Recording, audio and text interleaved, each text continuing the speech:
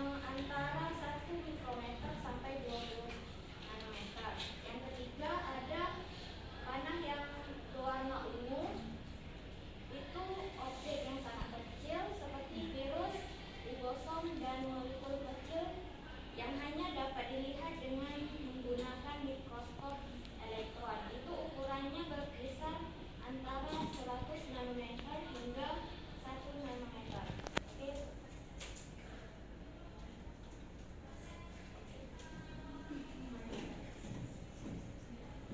Okay, the next concept will present by our friend Hasifa Azana. Hasifa, nothing is yours.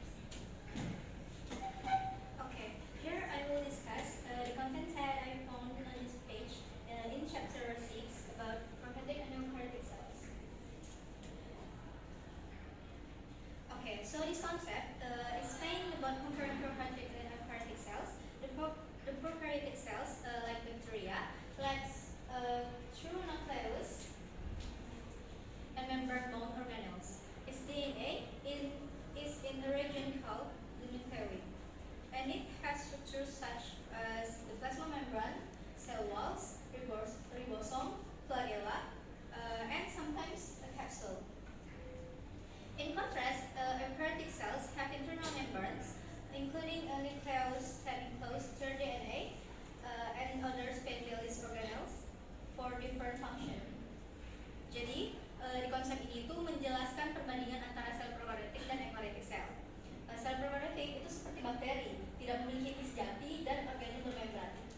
DNA-nya berada di daerah yang disebut sebagai nukleoid, serta memiliki struktur seperti membran plasma, dinding sel, ribosom, flagella, dan kadang kapsul. Sebaliknya, kalau sel eukaryotik itu memiliki membran internal, termasuk inti sel yang menyimpan DNA, serta organel khusus untuk fungsi yang berbeda.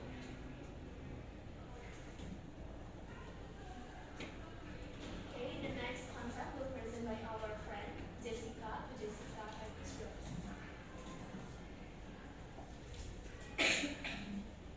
Okay, I will explain about concept 6.3, page 102. Nucleus. Nucleus is main function of nucleus is stores most of the cell genetic material or DNA and controls cells activities, including protein synthesis. Key parts of nucleus is first, nuclear envelope. Nuclear envelope is double membrane inner and outer layers. Contains nuclear pores that regulate the movement of molecules like RNA and proteins. Supported by the nuclear lamina and a network of proteins that maintains the nuclear shape. Second is nucleus. Fluid inside the nucleus where the DNA and other structures are suspended. Third is chromatin. Chromatin is a complex of DNA and protein or histones. When the cell is not dividing a person, when the cell divides, condense chromatin into chromosomes. The last is nucleus. The region inside the nucleus where rRNA or ribosomal RNA is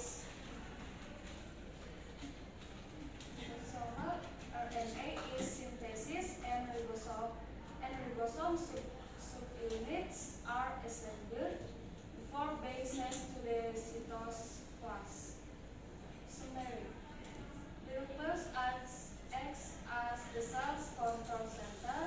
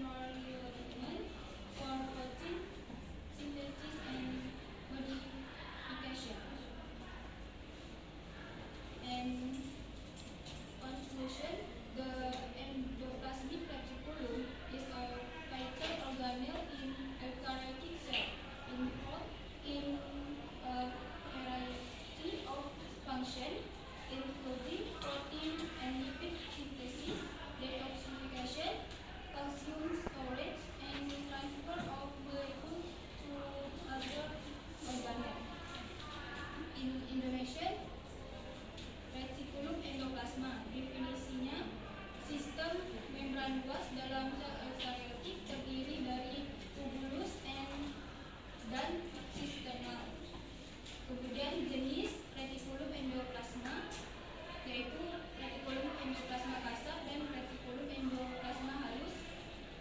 Retikulum endoplasma kasar yaitu sintetis protein dengan ribosom, sedangkan retikulum endoplasma halus yaitu sintetis lipid detoxification, simpan kalsium dan tanpa ribosom. Kemudian fungsi utama retikulum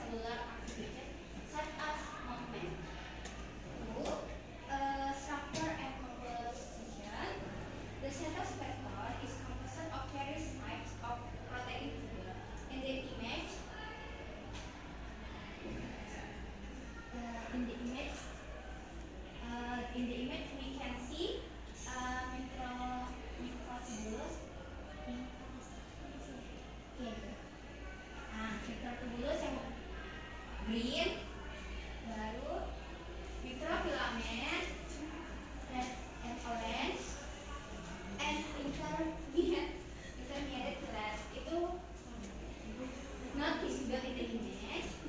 But are the three important common processes? 3. Role and analogy, like the frame of a object. The cytoskeleton is stabilized by the balance of tensile and compressive forces between its constituent element, like the skeleton of an animal. It provides structure, support, and anchor organelles and cytosolic enzyme in their proper position. 4. Cell dynamics and motility.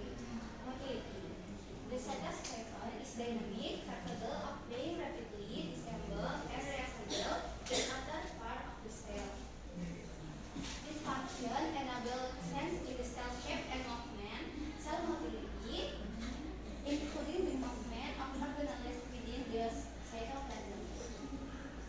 Conclusion: the cytoplasm is not only a supporting structure, but also a dynamic system that regulates the internal organization, shape, and movement of every cell. Jadi, the cytoplasm, pengertian dan fungsi umum. Cytoskeleton adalah jaringan serat yang membentang di seluruh sitoplasma sel eukariotik. Jaringan ini berperan penting dalam menjaga bentuk sel, memberi dukungan mekanik, mengatur posisi organel, dan mengkoordinasi aktivitas seluler seperti pergerakan. Yang kedua, struktur dan komposisi. Cytoplasm tersusun dari berbagai jenis serat protein yang berbeda. Tadi kan sudah terlihat pada gambar 6.20 itu gambarnya. Jadi yang warna hijau itu namanya mikrotubulus yang hijau. Nah, terus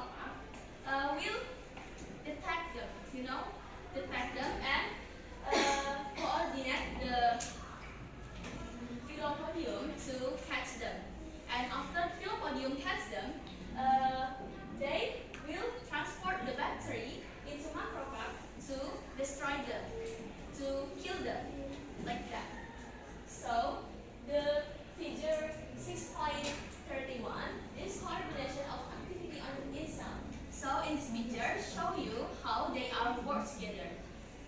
Jadi, in Indonesia, pada konsep 6.8 ini menjelaskan bahwa sel itu tidak semudah yang kita pikirkan, bukan sekedar bagian-bagiannya saja, tetapi mereka itu memiliki banyak sekali fungsi yang sangat spesifik dan rumit.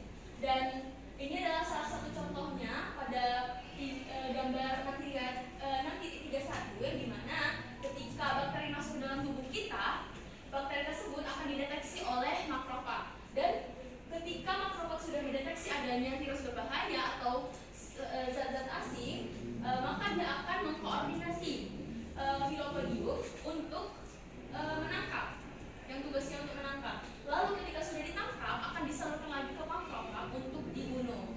Seperti itu cara kerjanya. I think that's all for us. The next session is a suggestion and opinion. If anyone have some suggestion and opinion, can press your hand, please.